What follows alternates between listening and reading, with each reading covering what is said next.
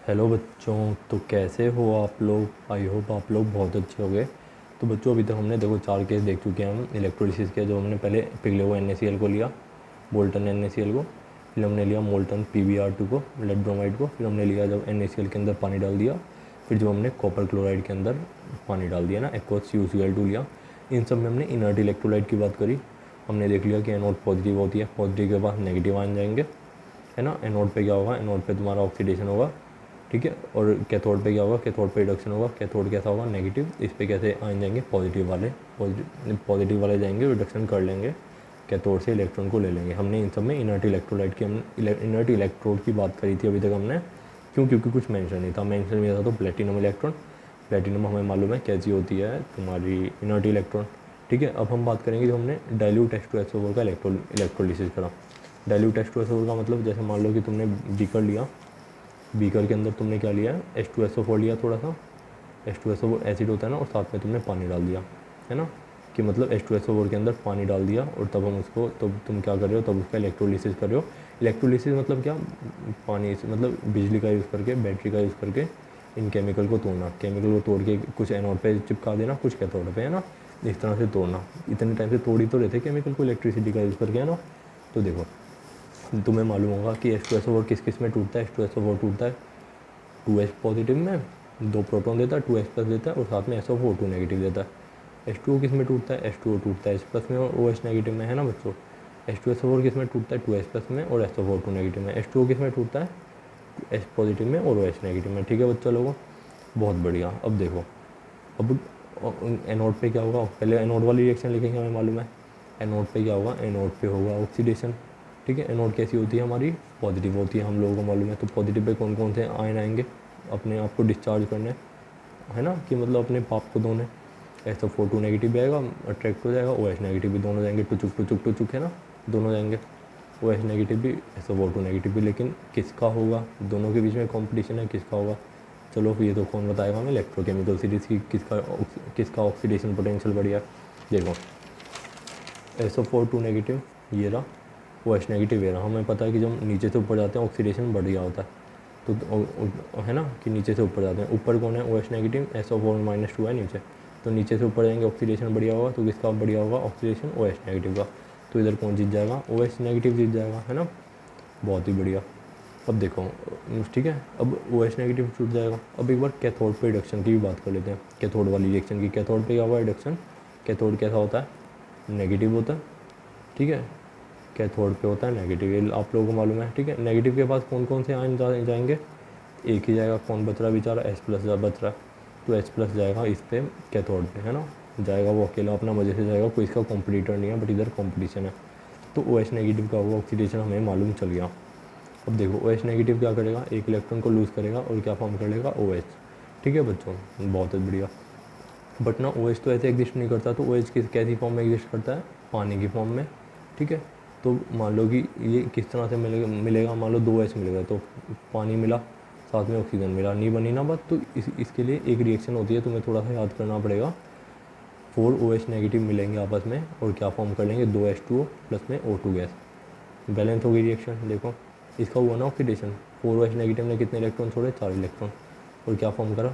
2 पानी के मॉलिक्यूल और 2 ऑक्सीजन के मॉलिक्यूल, 4 हाइड्रोजन। बैलेंस कर देख लो, बैलेंस है ना, 4 हाइड्रोजन 4 हाइड्रोजन है। ऑक्सीजन 4 है, 2 ऑक्सीजन इधर होगी, 2 ऑक्सीजन इधर होगी, तो टोटल 4 इलेक्ट्रॉन रिलीज हुए। और जब 4H नेगेटिव का ऑक्सीडेशन हुआ, 2H2 और O2 गैस फॉर्म हुई। इसको ऐसे भी देख सकते हो कि मतलब ये कैसे फॉर्म हुआ। OH नेगेटिव ने क्या फॉर्म करा? OH फॉर्म करा, ठीक है।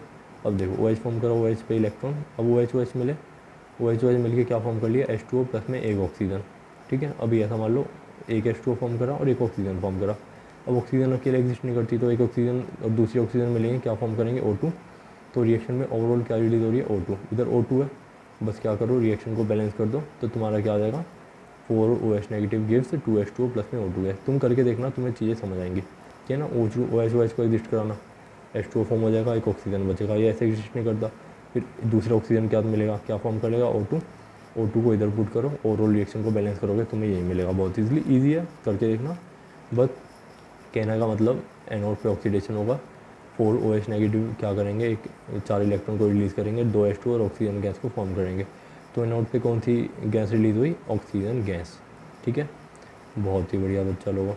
अब देखो, अब बात कर लेते हैं कैथोड। कैथोड पे क्या होगा, रिडक्शन होगा, H+ आया, एक इलेक्ट्रॉन को लिया, H इलेक्ट्रॉन फॉर्म करा, बस ये तो हो गया प्राइमरी चेन। बट हाइड्रोजन कैसे होगा, एग्जिस्ट करता है H2 गैस की फॉर्म में।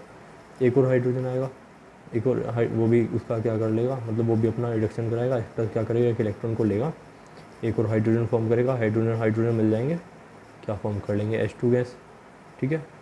तो क्या फॉर्म हो गया, 2H+ प्लस में 2 इलेक्ट्रॉन क्या फॉर्म कर लेंगे, H2, है ना, H2 गैस। अब देखो, इधर तो 2 इलेक्ट्रॉन रिलीज़ हो रहे हैं, इधर 4 इलेक्ट्रॉन, ये तो गड़बड़ है, इलेक्ट्रॉन इक्वल होने चाहिए। इधर 4 इलेक्ट्रॉन रिलीज़ हुए, इधर भी कितने होने चाहिए, 4। तो हमने क्या करा, ये वाली रिएक्शन को 2 से मल्टीप्लाई कर दिया, तो ऑक्सीडेशन पे ये वाली रिएक्शन हो रही है ओवरऑल एनोड पे, और कैथोड पे कौन सी हो रही है, ये वाली। 4H+ मिल रहे हैं, 4 इलेक्ट्रॉन ले रहे हैं और 2 H2 फॉर्म कर रहे हैं। ओवरऑल रिएक्शन क्या होगी, 4H+ मिले, ठीक है, और किससे मिले, 4OH नेगेटिव से, क्या फॉर्म कर लिया, 2H2O प्लस में O2, साथ में 2H2 गैस। बस हमने ऐड कर दिया सब चीज़ों को, 2H2 प्लस में 2H2 प्लस में O2 गैस, है ना, ये सब हमें मिला, ठीक है। अब देखो, हम इसको कैसे लिख सकते हैं, 4H2O भी लिख सकते हैं, 4H+ और OH नेगेटिव मिलेंगे, क्या फॉर्म कर लेंगे, 4H2O, ठीक है। इधर क्या है, इधर हमारे पास है सामने प्रोडक्ट में 2H2O प्लस में O2 प्लस में H2, 2H2O को इधर ले जाओ, क्या फॉर्म हो जाएगा, 4 में से 2 gas, 2H2O gas, 2H2O liquid, साथ में हमारे क्या बचा, O2 गैस प्लस में H2 गैस। तो ओवरऑल रिएक्शन देखो क्या हो गई, 2 पानी के मॉलिक्यूल का जब इलेक्ट्रोलिसिस हुआ, है ना, तो क्या फॉर्म हुआ गया, O2 गैस और हाइड्रोजन गैस। ऑक्सीजन गैस कहाँ पे लिबरेट हुई, कैथोड पे, और हाइड्रोजन गैस कहाँ लिबरेट हुई, एनोड पे, है ना। सिंपल सी चीज़, ज़्यादा सोचने का नहीं। Oxygen liberated at anode, hydrogen gas liberated at anode. अब तुमसे पूछ ले कि 2 पानी के जब मॉलिक्यूल को हमने जब इनका इलेक्ट्रोलिसिस करा तो कितने टोटल इलेक्ट्रॉन का यूज़ हुआ, हमें दिख रहा है टोटल कितने इलेक्ट्रॉन का यूज़ हुआ, मतलब इलेक्ट्रोलिसिस कराने के लिए 4 इलेक्ट्रॉन का, तो है ना, तुमने लिख दिया for electrolysis of 2 moles of H2O for electron required. अगर 1 मोल H2O की बात करें कि 1 मोल पानी के इलेक्ट्रोलिसिस के लिए कितने इलेक्ट्रॉन की ज़रूरत होगी, 2 इलेक्ट्रॉन की, 2 के लिए 4 की, 1 के लिए 2 की, है ना, सिंपल सी बात। तो बच्चों तुम्हें समझ आया कि OH नेगेटिव का क्या होगा, ऑक्सीडेशन, जो क्या फॉर्म हो जाएगा, 2H2O प्लस में O2 gas, O2 gas anode पे निकलेगी, रिडक्शन होगा कैथोड का, 2H+ 2 इलेक्ट्रॉन लेंगे, H2 गैस फॉर्म कर लेंगे, इधर 4 इलेक्ट्रॉन है, इधर 2, हमने रिएक्शन को बैलेंस करने के लिए 2 से मल्टीप्लाई कर दिया, बस इन दोनों को ऐड कर दिया, इधर 4H2O बना, इधर 2H2O को इधर लेके गए, तो क्या फॉर्म हो गया, 2H2O liquid gives O2 gas plus में H2 गैस, ठीक है बच्चा लोगों। सिंपल सी बात थी, आई होप तुम्हें चीज़ें क्लियर हुई होंगी, ठीक है बच्चों। आगे बढ़ा जाए, बिल्कुल आगे बढ़ते हैं, एक लास्ट केस देख लेते हैं जल्दी से, ठीक है बच्चों। तो जल्दी से लास्ट केस देख लेते हैं। अब देखो, इसके अंदर क्या गिवन है, an aqueous solution of AgNO3 with silver electrode. अब क्या कर रहे हैं बच्चों, इलेक्ट्रोलाइट ले रहे हैं AgNO3 और साथ में इलेक्ट्रोड ले रहे हैं सिल्वर इलेक्ट्रोड। सिल्वर इलेक्ट्रोड कैसी होती है बच्चों, एक्टिव इलेक्ट्रोड, याद करो कैसी इलेक्ट्रोड होती है, एक्टिव इलेक्ट्रोड, यानी कि ये रिएक्शन में पार्टिसिपेट करेगी। अब इलेक्ट्रोलाइट की रिएक्शन नहीं होगी, अब किसकी रिएक्शन होगी, इलेक्ट्रोड की। क्यों, क्योंकि इतनी चालू है होती है ये एक्टिव इलेक्ट्रोड कि सबको बंद कराएगी कि सब चुप रहो, बस मैं बोलूँगी, मैं अपना काम करूँगी, सब बाकी सब शांत रहेंगे। तो देखो ये किस तरह से होता है, बस इस बार याद रखना, एक्टिव इलेक्ट्रोड है और यही रिएक्शन में राजा होगी, यही रिएक्शन में प्रजा होगी। तो बच्चों देखो, हमारे पास सॉल्यूशन में क्या क्या है, इलेक्ट्रोलाइट हमारे पास क्या है, AgNO3, AgNO3 को पानी में डाला है ना, एक को सॉल्यूशन ऑफ AgNO3 मतलब AgNO3 को पानी में डाला। AgNO3 किस में टूटता है, Ag पॉजिटिव में, NO3 नेगेटिव में, H2O किस में टूटता है, H+ में, OH नेगेटिव में, ठीक है। अब देखो, पहले हम क्या बात करेंगे, एनोड वाली रिएक्शन की, ऑक्सीडेशन एट एनोड, है ना, एनोड पे ऑक्सीडेशन होगा, तुमको मालूम है। तो देखो अब कौन कौन से किस किस के बीच में कॉम्पिटिशन होगा।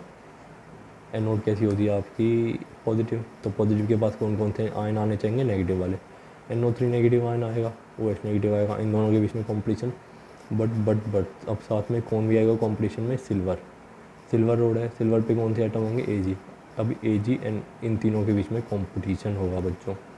अब देखो कंपटीशन के बीच में कौन जीतेगा, क्योंकि अब एक्टिव इलेक्ट्रोड है ना, तो ये भी रिएक्शन में पार्टिसिपेट करेगी। तो अब 3 लोगों में कंपटीशन है, देखो बच्चों कौन जीतेगा। कंपटीशन का जज कौन है, इलेक्ट्रोकेमिकल सीरीज वो बताएगी। हमारे पास कौन कौन से हैं मेटल वगैरह, Ag और नाइट्रेट और OH नेगेटिव। देखो Ag, NO3 और OH नेगेटिव। हमें देखना है ऑक्सीडेशन किसका बढ़िया होगा, एनोड की बात करें ना, तो देखो NO3 नेगेटिव है, OH नेगेटिव है, Ag। जब नीचे से ऊपर जाते हैं जब नीचे से ऊपर जाते हैं ऑक्सीडेशन पोटेंशियल बढ़ता है, यानी कि नीचे से ऊपर जाने पे ऑक्सीडेशन की टेंडेंसी बढ़ती है ना। जितना ज़्यादा ऊपर जाते जाएंगे यानी कि लिथियम सबसे बढ़िया ऑक्सीडेशन करेगा, है ना। कि मतलब जैसे जैसे नीचे से ऊपर जाते जाते हैं ऑक्सीडेशन की टेंडेंसी बढ़ती जाती है। तो हमारे पास नाइट्रेट है कॉम्पिटिशन में, OH नेगेटिव है और Ag है, सबसे ऊपर है Ag। तो सबसे बढ़िया ऑक्सीडेशन किसका होगा बच्चा लोगों? Ag का। तो इधर कॉम्पिटिशन में कौन जीत गया? सिल्वर जीत गया, सिल्वर इलेक्ट्रोड जीत गई, ठीक है। तो इसका हो गया ऑक्सीडेशन। इसने क्या करा? Ag सॉलिड, Ag जो एटम था उसने क्या करा? एक इलेक्ट्रॉन को लूज़ करा, ऑक्सीडेशन कराया और Ag प्लस फॉर्म कर लिया, जो कि सॉल्यूशन में जाके कूद गया, ठीक है बच्चों, बहुत बढ़िया। अब देखो कैथोड पे क्या होता है? कैथोड पे होता है रिडक्शन। अब रिडक्शन के लिए हमारे पास H+ आयन है और साथ में Ag+ आयन है, ठीक है।